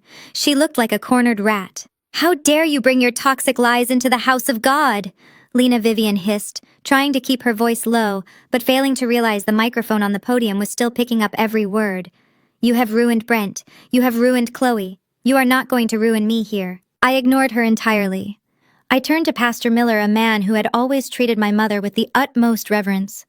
He looked deeply uncomfortable, caught between the sanctity of his service and the federal badge hanging from my lapel. Pastor Miller, I said, my voice carrying a terrifying icy calm that instantly silenced the murmurs of the 2,000 people watching us. My mother just asked this congregation for prayers because she claims she is a victim of financial theft. She claims she is destitute. She is a liar, Vivian screamed, pointing a trembling finger at me. Do not listen to a word she says. I held out the heavy leather-bound dossier, pressing it directly into Pastor Miller's chest. He had no choice but to take it. I am not asking you to listen to me, Pastor, I said smoothly. I am asking you to look at the numbers. Because numbers, unlike my mother, do not cry fake tears. What you are holding is a comprehensive certified forensic audit of the Heritage Fellowship Global Orphan and Widow Fund. The exact fund my mother has managed for the past 7 years. Pastor Miller frowned, looking down at the heavy document.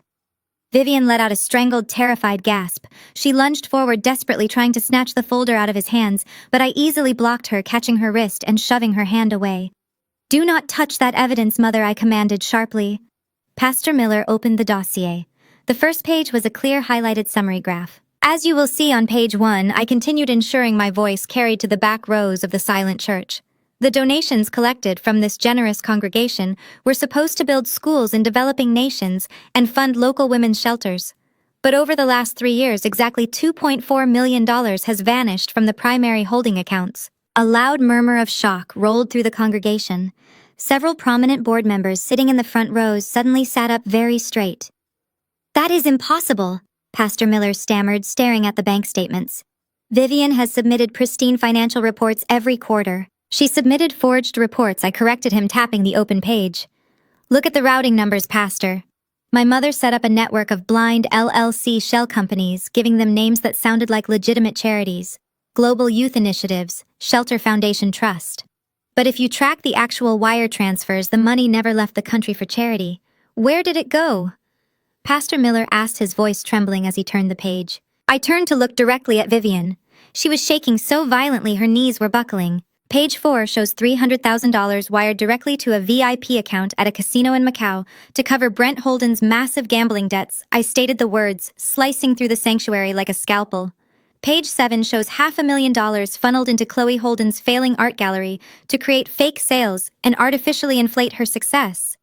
And the remaining $1.6 million, that was used to pay the mortgages on Vivian's vacation homes, her luxury car leases, and the very designer dress she is wearing to play the victim for you today. The church erupted. The absolute silence was shattered by gasps of outrage, furious whispers, and shouts of disbelief. The wealthy patrons who had written massive checks to Vivian's charity committee were staring at her with pure, unadulterated disgust. The women who used to worship her social standing now looked at her as if she were a disease. Lies! It is all lies! Vivian shrieked, tears ruining her makeup. She looked frantically out at the crowd, her hands raised in a desperate plea. She hacked the bank. She fabricated these documents because she is jealous of me. She hates this family. I did not fabricate certified federal bank records, I replied, my voice echoing above the outrage. The same federal records that led the FBI to arrest Brent Holden in my office on Thursday morning. The same records that allowed me to legally freeze every single asset tied to your name. You are not a victim, Mother. You are a predator who stole from orphans to buy designer shoes. Pastor Miller snapped the dossier shut. His face was flushed red with righteous fury. He looked at Vivian, stepping away from her as if she were radioactive. Vivian, he said, his voice booming over the church sound system. Step down from this altar immediately. Vivian froze. Pastor, please, you know me. I said step down, he thundered. The church board will be reviewing these documents immediately, and we will be cooperating fully with federal authorities. Do not ever return to this sanctuary. Vivian stood completely paralyzed under the crushing weight of 2,000 furious stares. Her social empire, the only thing she truly valued in this world, had just been incinerated in front of a live audience. There was nowhere to hide. There was no one left to manipulate. I turned my back on her, linking my arm through Maya's once again. We walked back down the center aisle. This time the congregation actively parted for us, clearing the way. As we reached the heavy oak doors, Vivian finally broke. She collapsed onto the marble steps of the altar, her manicured hands gripping her hair as she let out a piercing, genuine scream of absolute defeat. The sound echoed off the stained glass windows, marking the total spectacular destruction of Vivian Brooks. The drive back to Buckhead was a suffocating vacuum of panic. Vivian gripped the steering wheel of her leased Range Rover so tightly, her knuckles turned entirely white. Beside her, Chloe was hyperventilating, smearing her expensive mascara across her cheeks with the back of her trembling hands. The humiliation at the church had been absolute. Vivian's phone resting in the cup holder was lighting up with rapid-fire notifications, angry texts from board members, notices of canceled club memberships, and venomous messages from the very women she had sipped champagne with just days prior. She ignored all of it. "We still have the estate," Vivian kept, repeating her voice a frantic, breathless chant. Her perfectly styled hair was now a chaotic mess. "We have the house. We have the physical assets. The banks can freeze the liquid cash, but they cannot take our home without a drawn-out legal fight. We will sell the antique furniture. We will liquidate your gallery inventory, Chloe. We have millions tied up in physical property. We just need to get inside, lock the gates, and regroup. I will call a crisis management firm. We are not beaten yet." Chloe sobbed louder, clutching her ruined designer purse. "Brent is going to prison, Mom. He took everything. He ruined us." Vivian slammed her hand against the steering wheel. "Brent is a dead man to us. We cut him loose. We focus on the house. The house is our fortress." They turned onto the exclusive tree-lined street that housed the most expensive real estate in Atlanta. Vivian sped up, desperate for the safety of her sprawling 12-bedroom Tudor mansion. She pressed the remote to open the towering wrought-iron gates guarding her driveway. The heavy metal doors swung open, but as the Range Rover surged forward, Vivian slammed hard on the brakes, throwing Chloe against her seatbelt. Parked directly in the center of the pristine circular driveway was a Fulton County Sheriff's cruiser. Standing next to the cruiser, leaning casually against the hood of my sleek black sedan, was me. I was flanked by 2 uniformed deputies and a burly man wearing a high-visibility vest holding a heavy clipboard. I held a thick manila folder in my hand, watching with mild amusement as Vivian and Chloe scrambled out of their vehicle. Vivian marched up the driveway, her previous panic temporarily overridden by a surge of pure territorial entitlement. This was her property. This was her domain. Sheriff Vivian barked, pointing a shaking finger directly at my chest. "I want this woman removed from my property immediately. She has been stalking and harassing my family all morning. She is a criminal. Arrest her for trespassing right now." The older deputy, a man with a thick gray mustache and a completely unimpressed expression, did not move toward me. Instead, he stepped in front of Vivian, holding up a heavy, calloused hand to stop her advance. "Mrs. Brooks," the deputy said, his voice flat and authoritative. "I am not here to arrest anyone for trespassing. I am here to execute a lawful eviction and secure the premises on behalf of the legal property owner." Vivian scoffed, a harsh, grating sound. "I am the legal property owner. My name is on the deed. This has been my home for 15 years. "Not anymore," I said, stepping forward. I held up the manila folder, opening it to reveal the heavily stamped legal documents inside. Vivian stared at the papers, her brow furrowing in confusion. "What are you talking about? The mortgage was paid off a decade ago." "It was," I agreed, my tone conversational and light, "until your wonderful, brilliant son-in-law decided his logistics company needed a massive influx of capital to cover the gaping holes created by his gross mismanagement. 2 years ago, Brent convinced you to transfer the deed of this estate into the Holden Family Holding Trust for tax purposes. You signed the paperwork without reading it, Vivian. You always hated reading the boring financial details." Chloe gasped, taking the stumbling step backward. "No. Brent promised he was just protecting our assets. He was leveraging them," I corrected her sharply. "Once the house was in the holding trust, Brent secretly took out 3 massive secondary mortgages against the equity of this property. He used this multi-million-dollar estate as collateral to secure high-interest loans to pay off his offshore gambling debts and keep his failing company afloat." Vivian shook her head violently, her hands gripping the sides of her head. "No. That is impossible. The bank would have notified me. They would have sent foreclosure warnings." "They did," I replied calmly. "They sent dozens of them. But Brent intercepted the mail. He routed all the financial correspondence to a dummy P.O. box. The bank officially initiated foreclosure proceedings on this estate 90 days ago. By Friday afternoon, the property was slated to go to public auction. You were going to be thrown out on the street by the end of the month anyway." Vivian staggered, literally swaying on her expensive heels. The color drained from her face, leaving her looking hollow and aged. She looked at the sprawling mansion, the manicured lawns, the towering oak trees, and realized the ground beneath her feet no longer belonged to her. But then a desperate, venomous spark ignited in her eyes. If the bank took it, then what are you doing here? Vivian spat, trying to salvage one last shred of defiance. If the bank owns it, you have no right to be on this driveway either. I smiled. It was a cold, razor-sharp expression. The bank does not own it, Mother. I do. Chloe let out a strangled, pathetic wail. I closed the folder and tapped the cover with my index finger. When I discovered Brent's catastrophic financial mess during my audit, I saw the foreclosure notices. I knew the bank was preparing to sell the debt for pennies on the dollar just to clear their ledgers, so I made them a better offer. Acting as the chief wealth manager and trustee for Leo's educational and lifestyle fund, I authorized the trust to purchase the defaulted debt directly from the bank. You used my grandson's money to buy my house, Vivian whispered, her voice cracking with sheer disbelief. I secured an appreciating physical asset to diversify my nephew's financial portfolio. I corrected her using the exact sterile corporate language Brent always favored. It was a highly lucrative investment. The Marcus Brooks Memorial Trust is now the sole creditor holding the paper on this estate. I essentially bought your debt, Vivian. And as the legal creditor of a heavily defaulted loan, I immediately executed my right to seize the collateral. I gestured toward the burly man in the safety vest.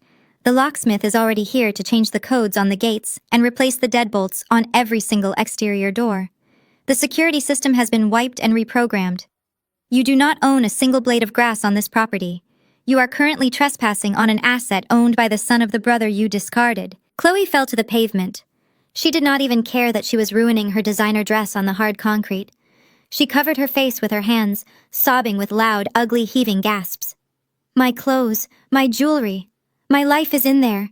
You cannot do this to us. We have nowhere to go. Vivian stood completely paralyzed. The arrogant, untouchable matriarch who had ruled her social circles with an iron fist was entirely broken. The realization that she had been utterly outplayed, that she had been stripped of her wealth, her reputation, and now her physical sanctuary crushed the last remaining ounce of her pride. Slowly, painfully, Vivian's knees buckled. She dropped to the concrete driveway, landing right next to her sobbing daughter. The woman who had spent my entire life looking down her nose at me was now looking up at me from the pavement. Lena, please, Vivian begged, the tears streaming down her face, entirely genuine this time. Her voice was a pathetic, shattered whimper. I am your mother. You cannot throw me out on the street. I have nothing left. The church turned against me. Brent ruined our accounts. Please, I am begging you. Do not take my home. Just let us stay.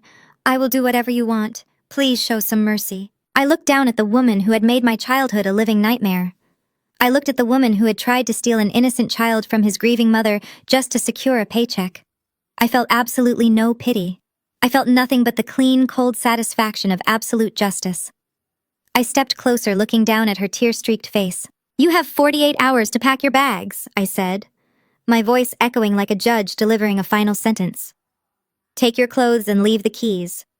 If you are still on this property by Tuesday morning, the sheriff will physically drag you off my driveway. 48 hours later, the heavy iron gates of the Buckhead estate slammed shut, locking Vivian and Chloe out of their own twisted fairy tale. They had been forced to pack whatever designer clothes they could carry into black trash bags under the cold, watchful eyes of armed private security. But parasites are incredibly resilient creatures. They always find a dark corner to scurry into when the lights are turned on. Brent had been out on federal bail for exactly 1 day.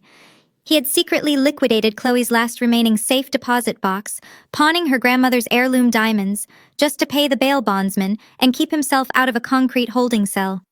They were utterly destitute, stripped of their power, and staring down the barrel of federal prison sentences. A rational person would have surrendered. A rational person would have called a defense attorney and begged for a plea deal. But my family was entirely allergic to reality. Instead of accepting their defeat, they doubled down on their grandest illusion yet.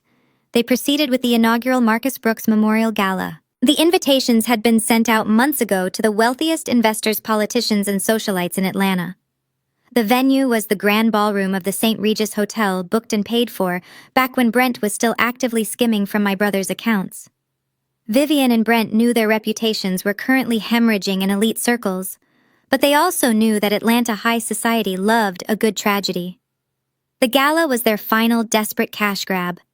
They planned to use Marcus's memory to launch a fake charitable investment fund, hoping to secure enough millions in the room that night to pay off their mounting legal fees and flee the country. They just needed one thing to make the illusion believable. They needed me to play along. My phone rang at exactly 4 o'clock on Saturday afternoon. The caller ID showed a restricted number. I answered it, letting the silence stretch until the person on the other end was forced to speak. "I know you are listening," Lena Brent said. His voice was raspy, stripped of its usual polished corporate arrogance. He sounded like a cornered animal, feral and erratic. "You should be speaking to your public defender, Brent," I replied coldly. "Every time you open your mouth, you add another wire fraud charge to your indictment." "Shut up and listen to me," he barked, his breathing heavy and ragged. "You think you hold all the cards because you control the trust. You think you are untouchable, but you have a massive blind spot. You care about people. You care about Maya. You care about that little bastard she gave birth to. Do not speak about my nephew," I warned, my voice dropping to a dangerous whisper. "I will do a lot more than speak about him." Brent sneered, regaining a fraction of his toxic confidence. "I spent the last 24 hours calling in every favor I have left in this city. I have a package sitting on the passenger seat of my car right now. It contains fabricated medical records stating that Maya was heavily abusing prescription narcotics during her pregnancy with Leo. I have sworn affidavits from 2 private physicians on my payroll ready to testify that she is an unfit, dangerous mother." My grip on the phone tightened. I stared out the window of my office, my jaw clenching. He was bluffing, but a bluff involving Child Protective Services was incredibly dangerous. "The press will not care if the documents are forged," Lena Brent continued, sensing my silence. "Once I drop this package at the CPS office and leak copies to the local news stations, Maya's life will be destroyed. They will take Leo away from her before Monday morning. She will spend the next 5 years fighting in family court just to get supervised visitation. I will drag her name through the mud until she breaks." "What do you want?" I asked, keeping my tone entirely flat. "I want you at the St. Regis tonight," Brent demanded. "I want you to walk into that ballroom and play the loving, supportive sister. I want you to stand at the podium, smile for the cameras, and tell the entire room that the FBI raid was a massive clerical error. You are going to tell those investors that our family is united. And then in front of everyone, you are going to sign a legal proxy document transferring full management of the Marcus Brooks Trust back to Vivian. And if I refuse, then Maya loses her son and I burn your entire world to the ground before I go to prison," Brent snapped. "You have until 8 o'clock tonight. Wear something expensive. We have a lot of cameras waiting." The line went dead. I lowered the phone, staring at the darkened screen. A slow, chilling smile spread across my face. Brent thought he had backed me into a corner. He thought he had found my weakness. He fundamentally misunderstood who he was dealing with. He thought he was playing a game of chess, but I had already set the entire board on fire. I turned around to face the center of the room. Maya was sitting on the plush sofa, gently rocking little Leo in her arms. She had heard the entire conversation on speakerphone. Her face was pale, and her eyes were wide with maternal terror. She clutched her son tightly against her chest. Lena, Maya whispered, her voice trembling. "Is he serious? Can he actually take Leo away from me?" I walked over to the sofa and knelt in front of her. I reached out gently, brushing a soft curl away from Leo's sleeping face. "Brent is a desperate man, bleeding out from a mortal wound," I said softly. "Desperate men tell desperate lies. He cannot touch you, Maya. I have already secured the best family law attorneys in the state on retainer for you. They have preemptively blocked any filings made by Brent or Vivian. He has no power over you." "Then why did you not tell him that?" she asked, confusion warring with the fear in her eyes. "Why did you let him think he was winning?" "Because arrogance makes people blind," I replied, standing back up. "Brent and Vivian want to throw a party. They want to put on a show for the city. They want me to step into their arena. I think it is time we gave them exactly what they asked for, but we are going to change the script." I looked at the clock on the wall. It was 5 o'clock. We had 3 hours. "Go get ready, Maya," I commanded. "Wear the black velvet dress we bought last week. I'm going to call my stylist. We are going to a gala." At exactly 8:30 that evening, a massive crowd of Atlanta's wealthiest citizens milled about the grand ballroom of the St. Regis. The space was an obscene display of misdirected wealth. Towering crystal chandeliers cast a warm golden glow over tables draped in imported silk. Waiters in white tuxedos carried silver trays of champagne and caviar. A string quartet played softly in the corner. It was a flawless illusion of prosperity. Vivian stood near the main entrance, dressed in a sparkling silver gown. She was draped in rented diamonds, smiling tightly as she greeted the arriving guests, desperately trying to ignore the whispers and side-eyes from the people who had read about her church humiliation in the morning papers. Brent stood a few feet away, sweating profusely in a custom tuxedo, his eyes constantly darting toward the heavy mahogany doors, waiting for my arrival. He needed his hostage to show up. The string quartet suddenly stopped playing. A heavy, expectant silence fell over the ballroom as the massive double doors were pulled open by the hotel staff. I did not just walk into the room, I commanded it. I wore a floor-length, deep emerald green evening gown that clung perfectly to my frame, radiating absolute power and sophisticated danger. My hair was styled in sleek, immaculate waves. I wore no jewelry, needing no artificial sparkle to announce my presence. I was the storm entering the sanctuary. My right hand held the tiny, soft hand of my nephew Leo, who was dressed in a sharp little miniature tuxedo. And walking right beside me, holding Leo's other hand, was Maya. She looked breathtaking in elegant black velvet, her head held high, radiating the fierce protective grace of a mother who knew she was untouchable. The flashbulbs of the hired photographers erupted like a violent thunderstorm, blinding white light bouncing off the crystal chandeliers. The entire ballroom turned to stare. The conversations instantly died, replaced by the collective intake of breath from 300 elite guests. I locked eyes with Brent across the expanse of the room. His smug, expectant expression completely evaporated. He looked at Maya standing tall and unbroken, and then he looked at me. The realization slammed into him with the force of a freight train. He had threatened to destroy Maya if I did not come alone and submit.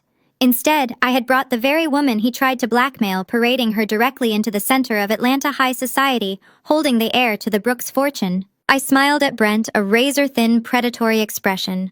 I gripped Leo's hand gently and began to walk forward, parting the sea of wealthy guests, like a queen stepping onto a battlefield. The sea of Atlanta's elite parted before us, a silent wave of silk diamonds and bewildered stares yielding to the sheer gravity of our entrance. The string quartet had completely abandoned their instruments, leaving a heavy, suffocating silence in the grand ballroom.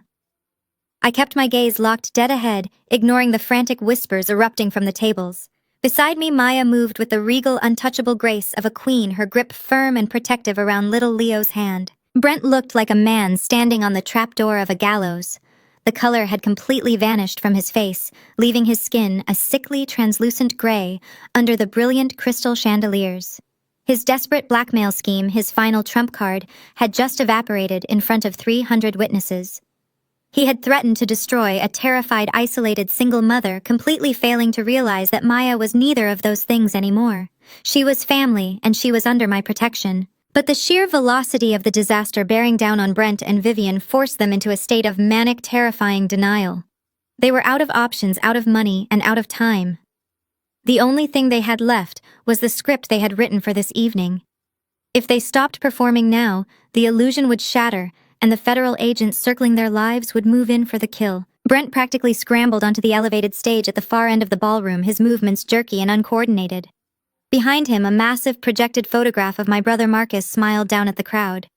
The contrast between Marcus's genuine warm smile and the venomous predators standing below him made my stomach churn. Brent tapped the microphone, the harsh thud echoing through the cavernous space and forcing the murmuring crowd into a tense silence. He gripped the edges of the acrylic podium, his knuckles stark white, fighting to control his rapid breathing. Thank you. Thank you all for coming tonight. Brent began, his voice trembling before he forced it into a facsimile of his usual polished corporate baritone. We are gathered here to honor a giant among men. Marcus Brooks was not just my brother-in-law, he was my mentor, my partner, and my closest friend. Losing him tore a hole in the fabric of this family that we thought could never be repaired. Brent paused, bowing his head. He actually managed to squeeze a single pathetic tear from his eye. The sheer audacity of his performance was staggering. The man who had systematically drained Marcus's company of millions, who had forged documents to steal an orphaned child for a payday, was now openly weeping on a stage, playing the devastated best friend. A collective sympathetic sigh rippled through the audience. They were buying it. They were wealthy, privileged, and entirely blind to the rot festering beneath the surface of my family's designer clothing. But out of that tragedy, we found a new purpose. Brent continued raising his head, his eyes scanning the crowd but intentionally avoiding my gaze. Marcus wanted to change the world. And tonight, we are officially launching the Marcus Brooks Memorial Venture Fund. a charitable investment initiative that will carry his vision forward, managed directly by the people who loved him most. Vivian glided onto the stage right on cue. She looked like a silver phantom, her face arranged in a mask of profound, beautiful sorrow. She placed a comforting hand on Brent's shoulder, taking the microphone from his sweating grip. "Thank you, Brent." Vivian said, her voice breathy and trembling with perfect theatrical emotion. "It has been a dark season for the Brooks family. But grief has a way of showing us what truly matters. It brings us back to our roots. It reminds us that no matter our differences, family must always stand united." She looked out across the room, projecting the image of a benevolent, forgiving matriarch. Then she turned her predatory gaze directly onto me.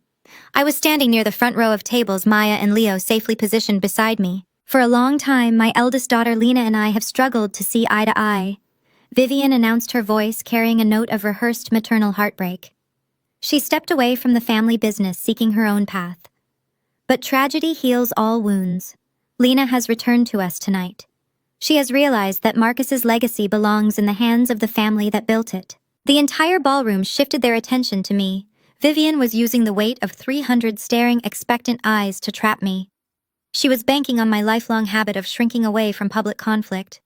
She thought the pressure of high society would force me into compliance, just as it always had when I was a teenager, being berated for not wearing the right dress or speaking with the right inflection. "Lena, darling, please come up here," Vivian coaxed, holding her free hand out toward me, her smile tight and desperate. "Come stand with your family. Come show everyone that we are whole again, and help us officially transfer the management of Marcus's trust back where it belongs." I did not break eye contact with her. I gently squeezed Maya's arm, a silent promise that everything was proceeding exactly as planned. Then I stepped forward. I walked up the short flight of carpeted stairs and stepped onto the stage. The heat from the stage lights was intense, but I felt nothing but ice in my veins. Brent immediately stepped to the side, picking up a silver tray from a small table. Resting on the tray was a thick legal document and a heavy gold fountain pen. The proxy agreement, the legal surrender of $50 million. As I approached the center of the stage, Vivian stepped forward and threw her arms around me in a crushing, suffocating embrace. The audience applauded politely, witnessing what they believed was a beautiful moment of familial reconciliation. But the moment Vivian's arms wrapped around me, her demeanor violently shifted. The grieving mother vanished. The monster emerged. She leaned her head next to mine, pressing her lips right against my ear. Her manicured fingernails dug so deeply into my back that I could feel them bruising my skin through the thick emerald fabric of my gown. "You listen to me, you worthless little mistake," Vivian hissed, her voice vibrating with a terrifying, venomous rage that was completely masked from the smiling crowd. "You are going to pick up that pen, and you are going to sign that document right now. You think you won because you brought that street trash mother and her bastard child here tonight. You think that protects them?" Vivian's grip tightened, her nails biting harder into my flesh. "I own the judges in this county, Lena. I own the politicians. If you do not sign that paper and give me back my money, I will personally guarantee that Maya is arrested for drug trafficking by tomorrow morning. I will plant the evidence myself. I will make sure that boy is thrown into the most miserable, abusive foster care facility in this state, and I will make sure Maya rots in a prison cell for the rest of her life. You will sign the paper, or I will wipe them off the face of the earth." She pulled back from the embrace, instantly slapping the benevolent, tearful smile back onto her face as she turned toward the audience. She gestured gracefully toward Brent, who stepped forward holding out the silver tray with the proxy document and the gold pen. His hands were shaking so badly, the pen rattled against the metal tray. I stood completely still. I looked at the legal document. I looked at the pen. I looked at Brent's terrified, sweating face, and then I looked at my mother. Her eyes were hard, flat, and completely devoid of human empathy. She was waiting for me to break. She was waiting for the frightened little girl she had abused for decades to surrender to her power. I slowly reached my hand out toward the silver tray. Brent let out a shaky, massive sigh of relief, pushing the tray an inch closer. But my hand did not go for the gold pen. I bypassed the tray entirely and reached over to Vivian. Before she could react, before she could even register the movement, I firmly wrapped my fingers around the microphone in her hand and pulled it away from her. Vivian gasped, stumbling back a step in shock. Brent froze, the silver tray lowering slightly. I turned my back on them and faced the ballroom. The polite applause faded into a confused, dead silence. I gripped the microphone, my heart beating in a slow, steady, powerful rhythm. I did not look at the wealthy investors. I did not look at the politicians. I looked up at the back wall of the ballroom directly at the tinted glass window of the audio-visual control booth. I gave a single sharp nod. The technician in the elevated glass booth caught my signal. The crystal chandeliers dimmed to a soft theater-like glow. The massive projector screen behind Vivian and Brent, which had been displaying the vibrant smiling portrait of my late brother, flickered and abruptly went black. A hushed murmur washed over the ballroom. The wealthy patrons settled into their seats, lifting their champagne glasses, expecting a carefully curated, tear-jerking memorial video set to melancholic piano music. Instead, the screen flared to life with the harsh, sterile lighting of an intensive care unit. The footage was slightly grainy, but unmistakable. The camera angle was low-positioned from the corner shelf of the room, partially framed by the fuzzy brown ear of the stuffed teddy bear Marcus had bought for his unborn son, just weeks before his accident. Knowing his inner circle was closing in, my brother had hidden a motion-activated camera inside the toy before slipping into his final coma. On the massive screen, Marcus lay motionless in the hospital bed, tangled in a web of life support tubes. The ballroom went dead silent. Then Brent walked into the frame. On the stage, the real Brent spun around to face the screen. The silver tray slipped from his trembling hands, hitting the polished floor with a deafening crash. The legal documents and the gold fountain pen scattered across the stage. In the video, Brent did not look like a grieving brother-in-law. He looked like a frantic thief. He pulled a thick stack of papers from his jacket and produced a black ink pad. The 300 guests in the ballroom gasped in collective horror as they watched Brent grab Marcus's limp, unresponsive hand. Brent aggressively pressed Marcus's thumb into the ink pad and then forced the dying man's fingerprint onto the signature line of the fabricated will. It was a grotesque, undeniable violation. Several women in the front row covered their mouths. Board members who had just written checks to Brent's fake charity stared at the screen with absolute revulsion. "Turn it off!" Vivian shrieked, her voice cracking in pure panic. She lunged toward the edge of the stage, waving her arms at the control booth. "Turn it off right now. That is altered. That is a fake." But the video continued playing. The hospital room door opened again, and Vivian stepped into the frame. The real Vivian froze, her breath catching in her throat. On the screen, my mother approached her dying son's bed. She did not weep. She did not stroke his forehead or whisper words of comfort. She simply reached down, lifted the heavy heirloom jade necklace from Marcus's neck, unclasped it with practiced efficiency, and dropped it into her Birkin bag.